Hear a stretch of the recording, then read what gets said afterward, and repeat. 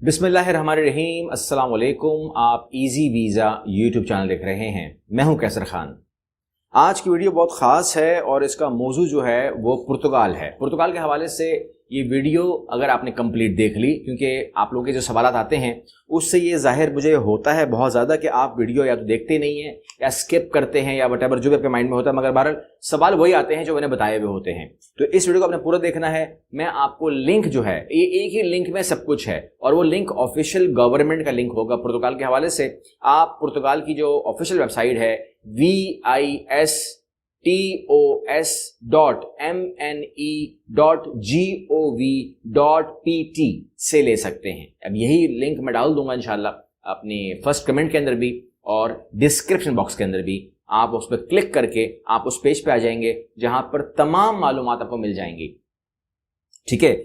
और मैं आपको फीस क्या है, खर्चा क्या होगा, डॉक्यूमेंट कौन से रिक्वायर हैं, कैसे काम करना है आपने, कैसे हासिल करेंगे तमाम चीज़ें, 100% कामयाबी कैसे मिल सकती है, ये तमाम बातें मैं आपको इस वीडियो में इन्फॉर्म कर दूंगा। स्टेप बाय स्टेप मेरे साथ रहिएगा। नंबर 1, इसका नाम आपको मिलेगा पुर्तगाल जॉब सीकर वीज़ा, ठीक है। यानी कि मतलब ये हुआ कि अगर मैंने इसको पढ़ा, स्टडी किया, तो मुझे पता चला कि इसके अंदर वो आपसे डॉक्यूमेंट की बात, वो जो है ना आपकी जो किस्म कहते हैं ना स्टडी मटेरियल, आपकी डिग्री डिप्लोमा नहीं पूछते। इसके अलावा आपसे वो जॉब ऑफर आपको चाहिए नहीं है। इसके अलावा एज के बारे में लिखा कुछ नहीं है, हाँ कम से कम 18 होना चाहिए। इसके अलावा आइल्स आपसे वो मांगते नहीं है। तो इस तरीके से बहुत सारी आसानियां मैंने देख ली, तो मैंने कहा इस पर बात करनी चाहिए, इस पर बात करनी चाहिए। चलिए आइए अब शुरू करते हैं मसले को।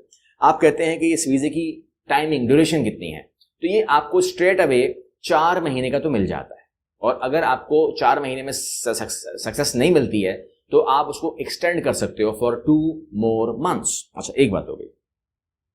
इसके बाद आप जाइए वीज़ा फीस के हवाले से। वीज़ा फीस जो है वो डिपेंड करेगा आपकी कंट्री के ऊपर। आप श्रीलंका में हैं, इंडिया में हैं, पाकिस्तान में हैं, नेपाल में हैं, फिलीपीन में हैं, भूटान में है, कहाँ पर है मुझे मालूम नहीं है। तो आप मान लीजिए कि 75 यूरो से लेकर 90 यूरो तक की कोई फीस बनेगी इसकी। आप 100 मान लें फॉर एग्जाम्पल, ठीक है ना। आप 100 यूरो कितने बने पाकिस्तान में, अगर हम पाकिस्तान की बात करें तो लगभग आप पाकिस्तानी को 30,000 रुपये मान लीजिए, ऐसा करके कुछ मान लीजिए। 30 से ऊपर नहीं होगा, 30 से कम ही बनेगा, मगर मैं कह रहा हूँ 30,000 आप मान सकते हैं, ठीक है।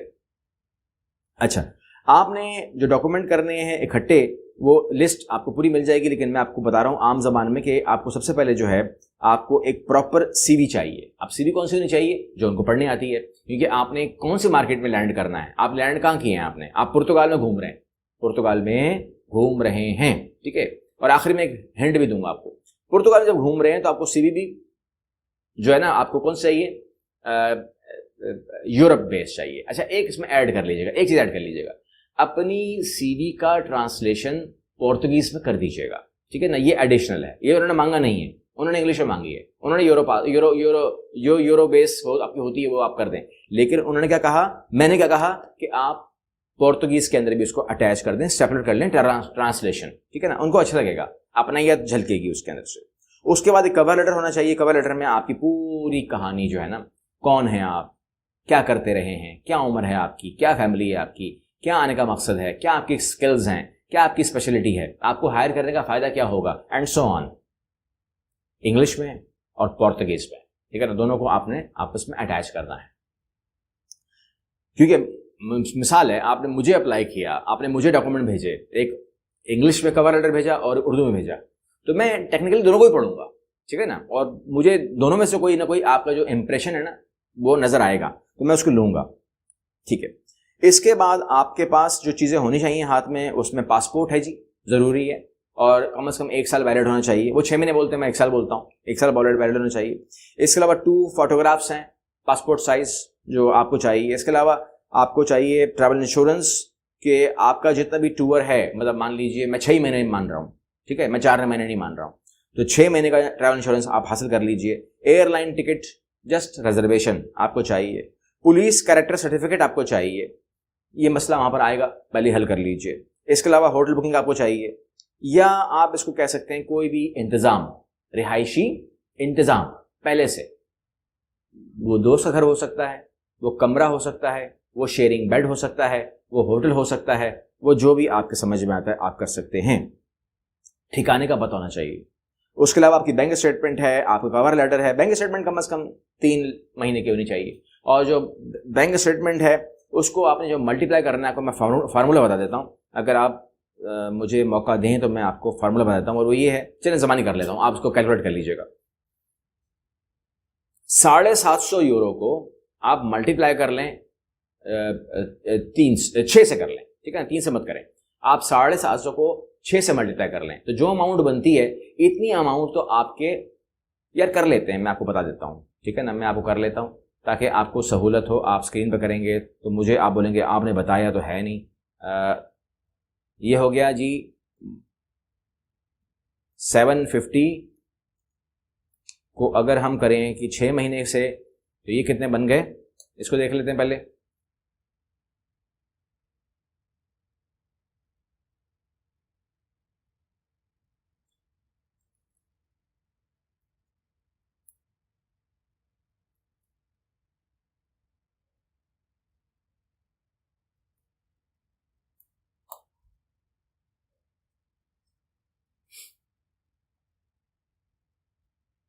चलें, कैलकुलेशन मैं आपको करके दे देता हूं ताकि आपको आसानी हो। 750 मैंने कहा, 750 इसको आप करें मल्टीप्लाई बाय 6।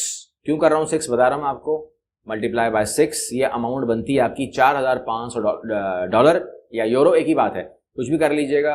इसको ज़रब कर लीजिए 300 से कर लें ज़रब इसको, तो ये अमाउंट देखते हैं क्या बनती है। ये अमाउंट बनती है 13,50,000, ठीक है। तो आपके अकाउंट में, मतलब ये हुआ, कितना आसान फार्मूला है ना निकलने का, कि आपको आइडिया हो जाता है कि आप कहते हैं ना मेरी बैंक स्टेटमेंट कितनी होनी चाहिए, तो बैंक स्टेटमेंट सामने आ गई। ये पुर्तगाल के हवाले से हर एक में चढ़ा, यूएस में मत लगा दीजिएगा। तो 13,50,000 तो आपके अकाउंट में कम से कम होनी चाहिए। अब इसको अगर आपने राउंड करना है तो 15 लाख कर दो, लेकिन 13 मत कर देना, 12 मत कर देना, ठीक है। इट विल प्रूव कि आप वहां पर 6 महीने सर्वाइव कर सकते हो। नंबर 1 बात हो गई। आगे चलिए जी। इसके बाद आपको एक लेटर दरकार है जिसको हम कहते हैं IEFP। IEFP मैं स्क्रीन पर डाल दूंगा, देख लीजिएगा। वो आप IEFP लिखेंगे तो आपको गूगल पे वो फॉर्म की जगह मिल जाएगी, वो उसे खोल लीजिए, भर दीजिए। ये आपने साथ वो करना है, रिक्वेस्ट करना है, ऑनलाइन रिक्वेस्ट करनी है, फ्री रिक्वेस्ट है, कोई टेंशन नहीं है, फ्री रिक्वेस्ट कीजिएगा, आपको वो अप्रूवल दे देंगे, ठीक है ना। एक बात होगी। अब ये अपने पुर्तगाल हुकूमत से हासिल करना है और ये फ्री ऑफ कॉस्ट, कोई फीस नहीं, किसी को दे दीजिएगा, ठीक है।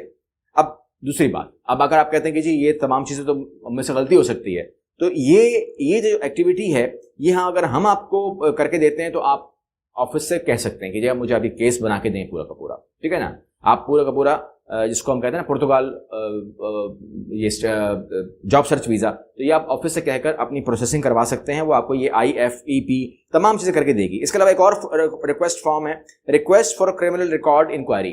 तो ये आपने अथॉरिटी करनी है, अथॉरिटी देनी है पुर्तगाल गवर्नमेंट को कि वो आपकी गवर्नमेंट से आपके बारे में सवाल कर सकती है कि भाई इसका जरा चाल चलन लक्षण क्या है इसके, ठीक है ना। तो वो आपके बारे में, किरदार के बारे में बात कर सकती है, इवन कि आप उसको पुलिस कैडेट सर्टिफिकेट दे चुके हैं। इसके बाद आता है job seeker visa application form, वो आपने पे करना है। अब आखिरी बात जो आपने सवाल करना ही है तो आपको मैं रिप्लाई कर देता हूँ, और वो ये है कि आप कहते हैं कि इस पूरा काम मैंने खुद कर लिया, तो भी ठीक है। आपने कहा ये पूरा काम मैंने आपसे करवा लिया, तो भी ठीक है। लेकिन इसके अंदर जो वो है ना क्या कहेंगे इसको हम, अपॉइंटमेंट के हवाले से, तो अपॉइंटमेंट जो है वो आपको लेनी है, और आपने जो केस तभी फाइनल करना है कि जब आपको अपॉइंटमेंट प्रॉपरली मिल जाए। और अपॉइंटमेंट के लिए ये होगा कि फॉर एग्जांपल अगर आपका टिकट 1 अगस्त का है, तो अगस्त, सितंबर, अक्टूबर, नवंबर, ठीक है ना, 30 नवंबर की वापसी कर दें, 4 महीने में वापसी डाल दें आप। लेकिन वो टिकट जो है आपका होना चाहिए एडवांस टिकट, यानी कि 3 महीने बाद का, 4 महीने बाद का, इस तरह से आप प्रोग्राम बनाइए ताकि आपकी जब अपॉइंटमेंट हो वो वहां पर उसको प्रॉब्लम ना हो। अपॉइंटमेंट मुश्किल से मिल रही है, नंबर 1, अपॉइंटमेंट बिक भी रही है, ओपनली बता रहा हूं क्योंकि वो ओपनली बेच रहे हैं, ठीक है ना। तो ये मार्केट में ट्रेंड चल रहा है कि वो इसलिए शायद नहीं दे रहे हमको, रश तो बहुत है, लेकिन इसलिए नहीं दे रहे क्योंकि वो बेचने भी चाहते हैं। तो अगर आपको मिल जाती है तो आप अरेंज कर सकते हैं, हमें कोई टेंशन नहीं है। हम हमारे ऑफिस को बोलेंगे तो हमारा ऑफिस अगर मिल रही होगी तो लेगी, नहीं मिल रही होगी तो खरीदेगी। हमारे पास भी अपनी कोई सिस्टम नहीं है, ठीक है ना, कि हम आपको अपने एंड से, क्योंकि उन्हीं से ही हमने अपॉइंटमेंट लेनी है। सिस्टम वही है, सिस्टम सबके लिए वही है, ये बात हो गई। और वैसे जिम्मेदारी जो होती है क्लाइंट की होती है कि वो अपॉइंटमेंट नहीं बुक करवाए, क्योंकि ये उन्होंने आपको ही अलाउ किया हुआ है कि आप अपॉइंटमेंट बुक करवाएं। लेकिन हम अगर हेल्प कर सके तो हम करेंगे हेल्प। ये तमाम चीज़ें हो गई। अब इसके अंदर जो भी आपकी और क्वेश्चंस हों, अगर उसमें वीडियो बनाने की मुझे ज़रूरत पड़ेगी तो मैं वीडियो बना दूंगा। अगर वीडियो की ज़रूरत नहीं है तो मेरा ख्याल है कि बड़ी अच्छी ऑफर है ये। अच्छा, यहाँ पर मैं एक बात इन्फॉर्म कर दूं कि ये तो जॉब सीकर वीज़ा है और ये 2 साल का वीज़ा आपको मिल जाएगा जॉब का, फिर आप इसको करते रहिएगा।